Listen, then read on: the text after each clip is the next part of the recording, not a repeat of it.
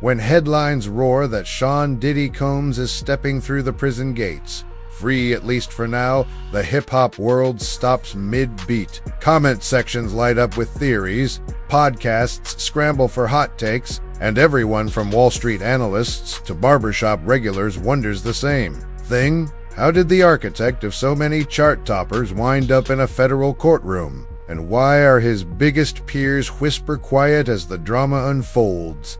Tonight, we're unpacking the questions nobody else will touch, why 90s icons stay silent, how Suge Knight's voice keeps booming from behind bars, and what secret power brokers may be pulling strings far above the studio lights. Strap in, because the silence around Diddy's legal storm might tell an even bigger story than the charges themselves. But first, a bird's-eye snapshot of the case that shook the bad boy empire. The official timeline reads like a thriller's back cover blurb. In October 2024, federal agents swooped in on Diddy after a sealed indictment matured into 5 heavy counts, 1 alleging collusion and 4 accusing various forms of transport. By May 2025, jury selection wrapped, opening statements roared, and cable news rolled the footage on a trial with a potential life sentence in play. Yet court transcripts only hint at why power players are so tense. Prosecutors paint Diddy as the axis of a sprawling underworld, while defense lawyers brand the allegations sensational fiction. Daily testimony toggles between glamorous backstage memories and claims of systemic wrongdoing. Photographers catch Diddy in well-tailored suits, nodding calmly 1 minute, sternly jotting notes the next. Meanwhile, social feeds split into camps, Free Diddy versus accountability. Through it all, a simple question buzzes. If facts alone could decide a verdict, why does the music world feel one rumor away from imploding? The answer, says one towering figure, lies far above the courtroom, inside what he calls the suites.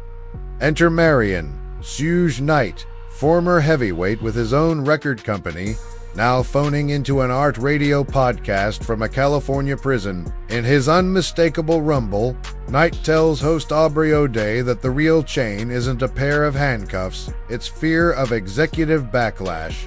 Why haven't Mary J. Blige, Maze, or Faith Evans gone on record? O'Day asks. Knight doesn't miss a beat. They're scared, he says. Not of the streets, but of the suites. In Knight's view, gatekeepers with boardroom power can freeze a streaming check, vanish a collaboration, or stall a licensing deal. That threat, he claims, keeps 90s legends obediently silent as Diddy's fate lies in the balance. Knight's words land like a bass drop, because they come from someone who once was the boogeyman of hip-hop. If even he calls today's climate scarier, listeners perk up. It suggests a different kind of muscle.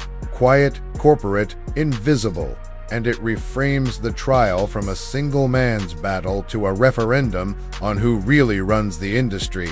Still, Knight's voice doesn't echo in a vacuum. It shows up inside the courtroom transcripts themselves. During sworn testimony, 2 key witnesses, Capricorn Clark and Cassandra Cassie Ventura, each referenced Knight while mapping the music scene's tangled alliances. They didn't accuse him of wrongdoing in this case, rather, his name surfaced to illustrate the era's titans and turf wars. Prosecutors sought to prove that fear and influence can travel far beyond the physical studio, binding artists to unwritten codes. For viewers, those name drops serve a dual purpose, reminding millennials of the East Coast divided by West Coast, lore and signaling jurors that today's allegations grew out of yesterday's power structures. If Knight once loomed over contracts and radio rotations, who fills that vacuum now? And does their clout quietly shape who speaks, or stays quiet about Diddy? That question gains sharper teeth when Knight shifts from observer to sideline advisor. From his cell, Knight publicly urges Diddy to fix hip-hop by being transparent, even if that means cooperating with prosecutors. He frames it less as betrayal and more as cleansing. If the system's rotten, he implies shine a light on the rot. The statement startles commentators because Knight rarely champions collaboration with authorities. Diddy's camp, meanwhile, signals a full contest. Defense briefs promise to dismantle the government's narrative, painting events as consensual adult choices. Knight's advice, therefore, spotlights a philosophical fork in the road: take a plea or fight to the last beat. For casual fans, it's like watching two architects of 90s culture debate crisis management across prison walls. For investors, brand partners, and rising artists, it raises a bottom-line question: which strategy protects the music catalog they've banked on for decades? But outspoken voices invite backlash, and that leads us to a live stream that set rumor mills ablaze. Singer-entrepreneur Ray J ignites controversy with a late-night live stream, accusing Knight of unfavorable behavior during past incarcerations. The claims, graphic in nature, go viral before morning coffee. Knight responds on the podcast, dismissing Ray J as lost and refusing to dignify the specifics. Instead, he pivots to empathy, saying, "Let's not pick on Ray J. He needs help." Advertiser-friendly translation: two public figures just lobbed character accusations at each other without offering hard evidence. News outlets feast, but courtroom relevance remains murky. The episode does, however, strengthen Knight's central thesis. In an ecosystem where rumors can vaporize reputations, silence becomes mandatory, which loops us back to the unseen hands Knight calls the sweets.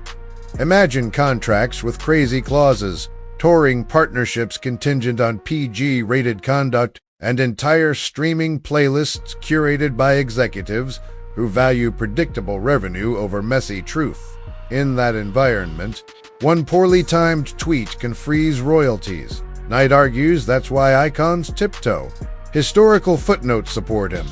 Female artists dropped from labels after raising shocking claims. Rappers quietly scrubbed from festival lineups following unverified whispers. Producers who vanished once legal tussles hit page one. None of those stories drew front-page coverage for long, but insiders took note. So when Diddy faces federal scrutiny, colleagues do the safest thing: say nothing. They watch the trial through closed doors, consult lawyers before sharing an emoji, and, if Knight is right, fear the sweets more than any verdict. Yet the trial clock keeps ticking, and silence can't last forever. With the prosecution buttoning up witnesses and the defense poised to present its counter-narrative, court insiders predict closing arguments within weeks. Observers expect Diddy's lawyers to spotlight charitable ventures, creative milestones, and statements from friends who describe him as a mentor rather than a mastermind. Prosecutors, for their part, will likely emphasize organized patterns, financial trails, and consistency across testimonies. Outside, brand strategists prepare contingency plans, rerouting tour schedules, adjusting stock market valuations for companies linked to Diddy's partnerships, and fielding calls from nervous collaborators. Streaming services quietly test fallback playlists to replace any tracks that become public relations liabilities. Meanwhile, fans brace for two scenarios: a verdict that sends Combs home to host parties again, or one that rewrites his legacy forever. In either outcome, hip-hop's hierarchy may look different by year's end. If Suji Knight is correct, the hush surrounding Diddy's legal fight isn't caution, it's captivity. Legends who once defined rebellion now wait in boardroom chains, worried a single comment could cost them catalogs, tours, or entire streaming futures.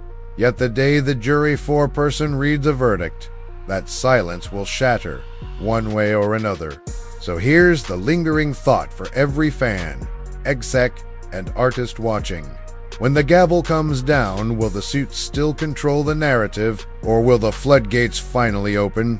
Keep your notifications on, because the next headline may not just be about freedom or guilt. It might reveal who really holds the mic in modern music, and that revelation could change the sound and business of hip-hop for good.